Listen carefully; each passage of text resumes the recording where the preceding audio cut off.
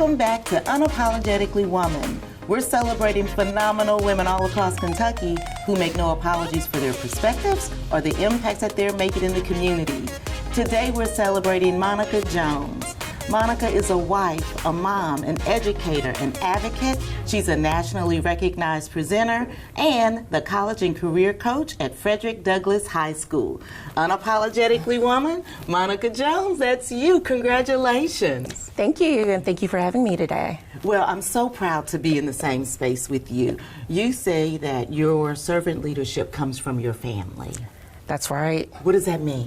So I feel like as far back as I can remember, my family was always doing something in the community.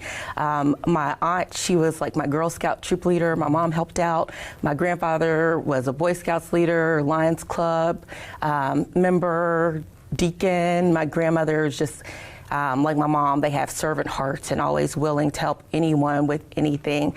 So I think that was a natural progression for me. One of my most fondest memories was being young and visiting nursing homes with my family. And they sung and passed out items of needs to the patients. So And just keeping them company and making them feel like somebody's, still cares about them. Exactly. And so those are great role models because you have done so much.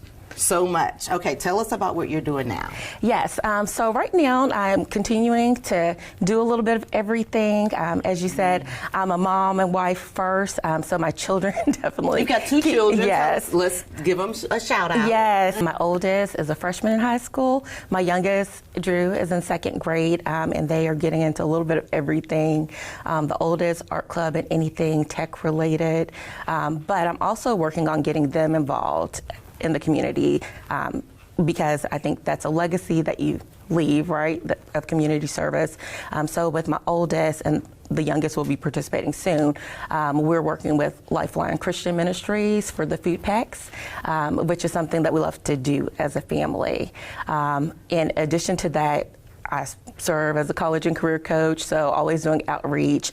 Right now, FAFSA is huge, just helping to make college more affordable for families. And that's one of the big things that you're just so passionate about, making sure that kids that want to go to school can. Absolutely, and that comes from the heart. I feel like my job is truly passion and purpose driven.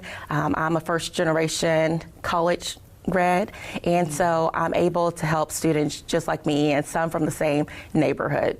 And so do you think that it's easier when the students can relate to you?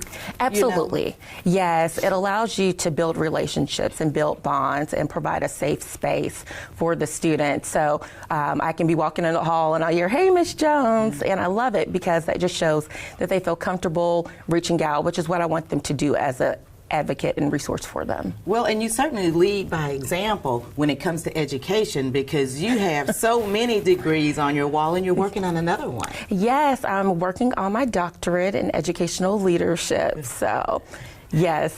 And so why is that important for you to continue your education? As I mentioned, I'm a first-gen student. At an early age, my parents instilled in me the value of education. So that has just been something that has stuck with me and grown with me, and I am a dedicated and determined lifelong learner. So I always take advantage of opportunities that not only serve me, but allow me to help others. So I feel like this next step, which will probably be my final formal educational journey of obtaining my doctorate, will open the door to allow me to assist my students better.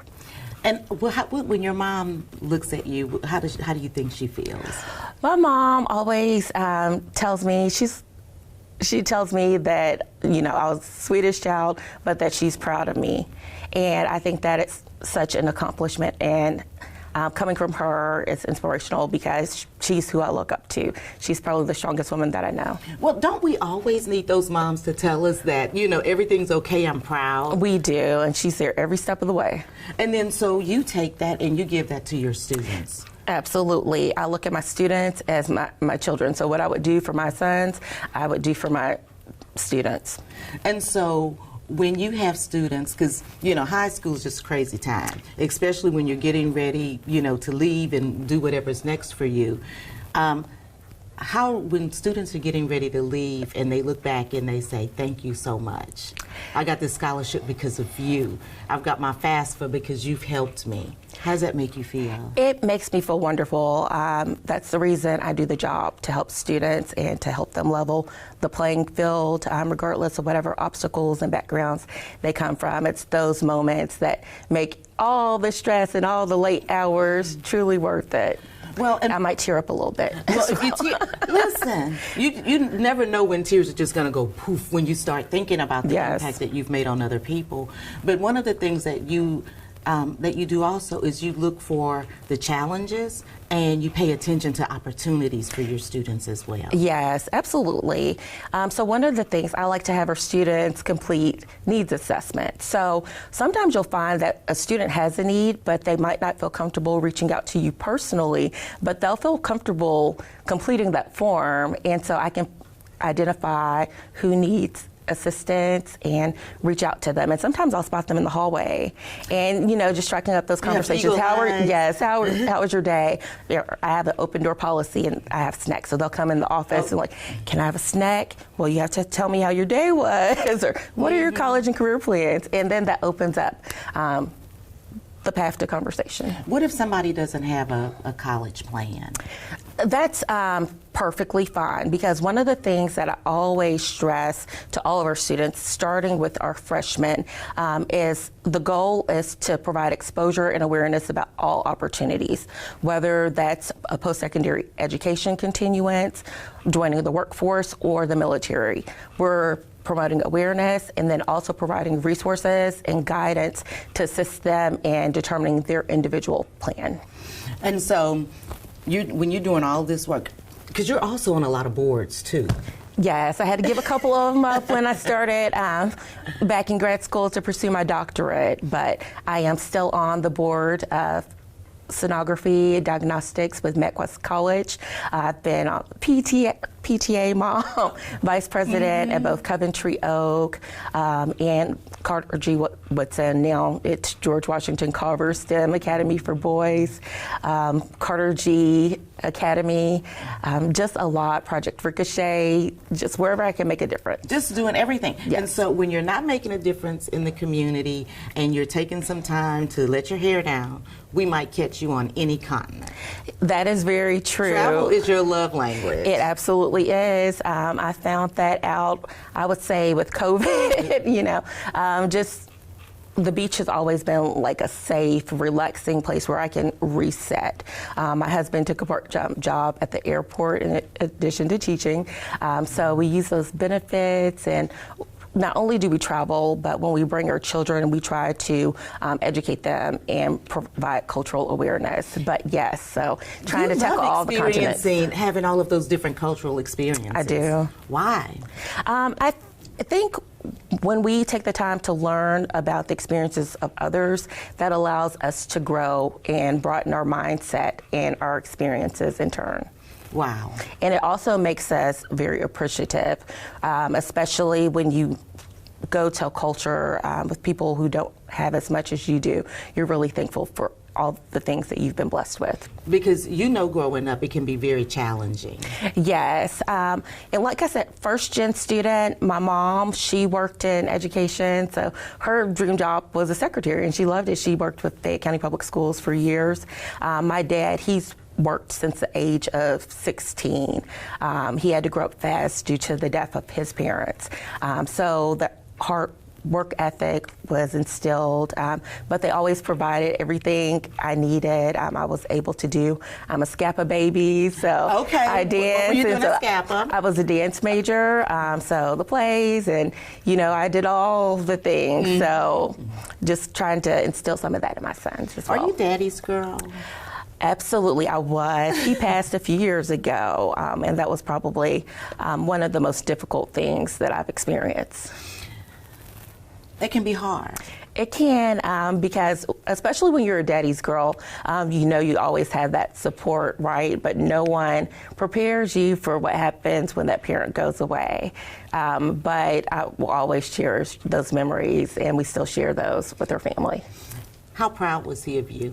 He was very proud. One of the things he always told me was, slow down, you're doing too much. Doing too much. Well, I mean, you've got 85 pages of stuff that Yes, you've done. yes. So that is one of the things that I've tried to do is just slow down. And I realize at the end of the day, I can only be me, right? So I do my best in all things, but also realize it's okay to ask for help and lean on others as a support system. Oh, for sure it is, because that's one of the things that we're doing now is learning to support each other. Yes, and that's needed.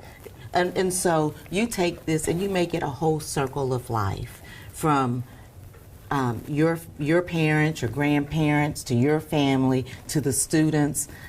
How does that feel for you? It's wonderful. One of the things I realize in working with our students, they come from diverse backgrounds. So although I grew up with a lot of support, some of our students don't have that. So that allows us to provide support for them and let them know that, yes, you have an advocate, you have a cheerleader, and we are here to help you succeed. And a cheerleader they do have in you, because you've been a panelist, you've been on Radio Lex. Tell us about that. Yeah, so Radio Lex was a great experience because it was a college awareness segment with Marisol Valles. And the interesting thing, it was my first bilingual. So we would ask the questions and then I'd pause and she would interpret. So it was nice to not only share information but have that interpreted to be shared amongst a wider audience. And so talk. So you're going to always be advocating for people, is what it sounds like to me. And the work that you do in the community is just so great. You know, we thank you for that. Thank you so much. And you're correct, 100%. Even after I retire one day, I will still be advocating and volunteering. You're not going to be at home rocking or on the couch. No. I don't feel like that.